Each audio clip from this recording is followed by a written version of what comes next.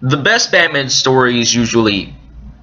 oh, forget it. Hot damn, this episode is good. Just from the title card, we can tell that this is going to be a dark, atmospheric episode that puts Batman to the test. Dreams in Darkness begins in a way that immediately catches the audience's attention by showing Batman in a straitjacket, locked in Arkham Asylum. This is the first episode we've looked at that puts Arkham as part of the main focus.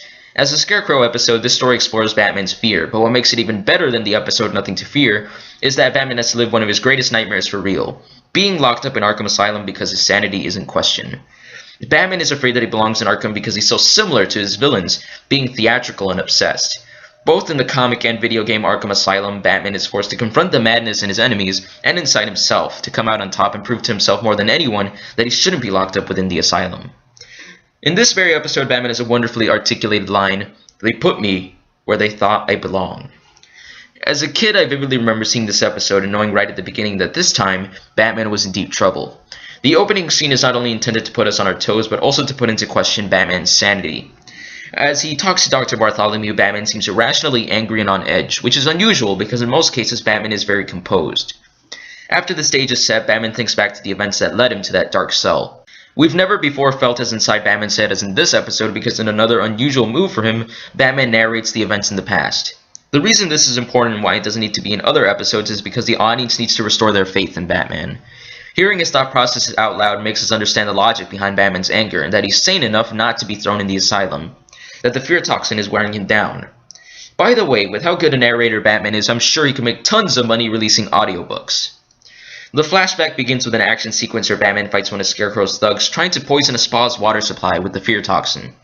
Batman's able to keep the toxin out of the water, but both he and the thug get exposed to it, which starts giving Batman hallucinations. The hallucinations allow us to explore Batman's psychology in a way that's engaging, rather than through dialogue, which would probably be interesting as well, but wouldn't be as exciting in a visual medium. The hallucinations point out many of Batman's obsessions as well as fears, such as the first thing he sees, the Joker, and later on his parents' deaths, which is visually represented in the most dynamic way I've seen yet, where the tunnel Bruce's parents enter turns into a giant gun before shooting Batman himself. Backtracking a bit, Batman does some detective work and goes to Dr. Wu, who examines his blood and offers Batman the antidote. The only problem is that it will put him to sleep for 2 days. Batman makes another move that some would call irrational, deciding not to take it because of how driven he is to protect Gotham, which ultimately was the best choice because of how close Scarecrow is to poisoning the city's water supply. Sorry, I have to make this joke. Somebody's poisoned the water hole! On his way to find Scarecrow, Batman hallucinates that Robin is in the middle of the road and crashes the Batmobile, where doctors from Arkham find him and lock him up because of his ravings due to the toxin. Now we're cut up to speed as Dr. Bartholomew explains that taking off Batman's mask would put him in a catatonic state. Convenient to be sure, but I do like that Bartholomew is so quick to start psychoanalyzing Batman like he's one of the villains that are locked up because of him.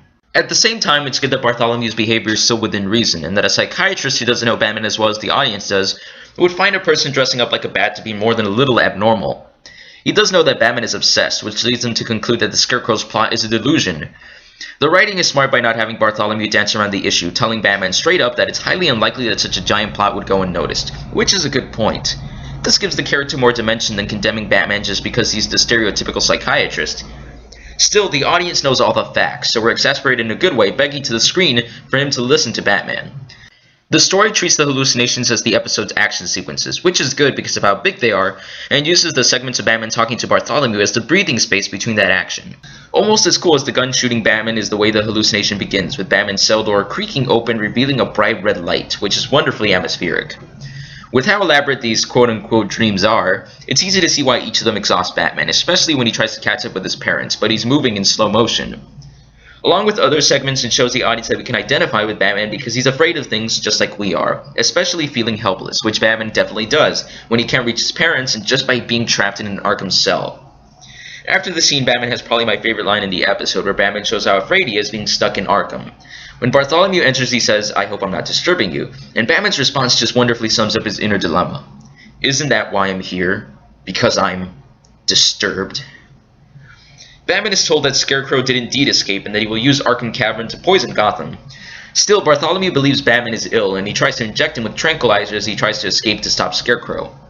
Batman's able to escape only to experience his next hallucination, where he sees his greatest foes. The main point of this hallucination seems to be Batman's fear that his mission is hopeless, and that he will give up, succumbing to the madness, which is perfect for being the final one before facing Scarecrow for real. This is especially apparent when Poison Ivy appears, pulling Batman closer to the edge as Alfred and Robin tell him that he's been spending too long in the darkness of his mission, fighting the evil that is always looming over Gotham.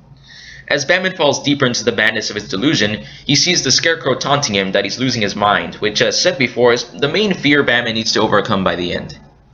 What really makes us root for Batman is that even though it's really hard to get over those vivid fears, he continues to press on, which is ultimately Batman's greatest strength, but also why we sometimes have to question him when there seems to be no point in continuing. Of all of Scarecrow's episodes, this one features him the least, but he drives the conflict Batman is facing within himself, and the focus put on Batman more than makes up for the lack of Scarecrow. In this episode, there is yet another ticking time bomb just like an appointment in Crime Alley, as the timer runs down until the toxin enters the water. Scarecrow even checks his pocket just like Roland Daggett. After taking care of Scarecrow's thugs, Batman has one final test to overcome, where he has to stop the countdown, even as the wire with a shut-off switch looks like a deadly snake. Insert Indiana Jones joke here. This moment would be nowhere near as powerful without that countdown that forces Batman to test his strength of character with so much at stake. You see, this is what Fear of Victory needed.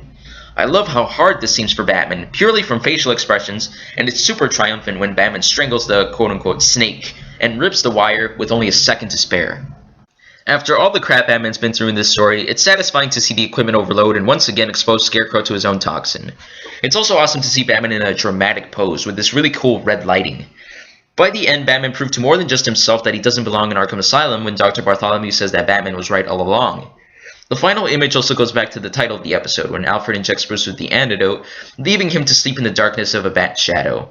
Bruce's final line can be easily glossed over because the episode is ending, but it makes perfect sense after all he's been through. It's good to know I'm safe here. Not only was he trapped in a hostile environment, but his fears almost literally sought him out when he experienced the hallucinations wherever he went. This was probably one of Batman's most difficult tasks in the entire show, so he's earned a good rest by the end.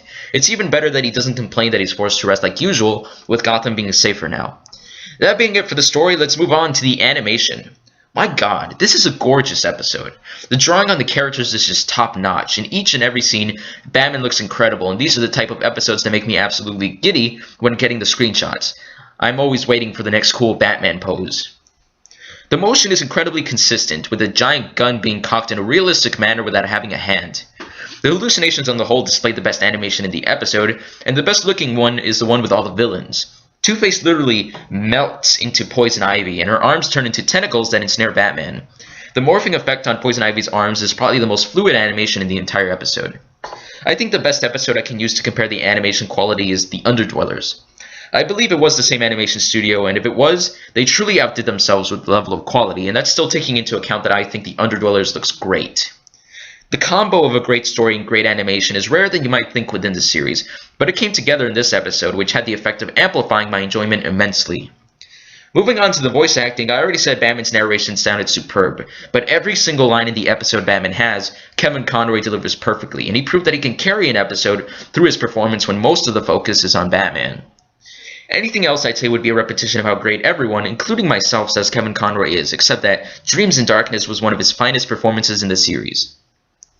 Richard Dissart provided the voice for Dr. Bartholomew, and he did a fine job, bringing an air of, I guess, intrusive tranquility. Other than that, I have nothing else to say about him except that he was superb as the voice of Cagliostro in Spawn the Animated Series, and he worked with Diana Mulder, the voice of Leslie Tompkins, on LA Law. I think this was the final time Henry Pollock provided the voice for Scarecrow, and his performance was very much on par with Fear of Victory, though he probably gets the least amount of screen time in this episode. There is a line where Scarecrow sounds particularly unnerving when one of his henchmen asks if Batman is dead. Oh, he's much worse than that. Much, much worse than that. I'll be honest, I was so engaged with the story I didn't really notice the music all that often, but that's probably a good thing. The music fits so well, it blended with the viewing experience. However, I did notice it when Batman is running through the asylum in a straitjacket trying to escape to stop Scarecrow. The music in that section gave off a great sense of intensity and urgency that does a lot to make the audience feel that the stakes are high. I also noticed this when the countdown clock was running low and Batman was trying to overcome the snake hallucination. This review has pretty much been glowing praise, but I can't help it. It's that good. The story and visuals are executed in the best way possible. Maybe my only gripe is that Scarecrow needed to be in it more, but I honestly don't care with how fascinating I find Batman. An absolutely superb way to end the first box set, and would probably be my top 10 favorite episodes of the whole show. I rate Dreams in Darkness a 5 out of 5. Thanks for tuning in again, and now it's time to reveal my surprise. I tried to say almost nothing about it because it would be easy to guess. Next time, I won't be reviewing an episode of Batman the Animated Series. Next time, I'll be tackling something much bigger. The feature-length animated movie, Mask of the Phantasm. By now, we're fully familiar with how Batman the Animated Series works, so it's the perfect time to review this classic. I hope you guys are as excited as I am. Who knows, I might review other features related to Batman the Animated Series. Until next time, take care.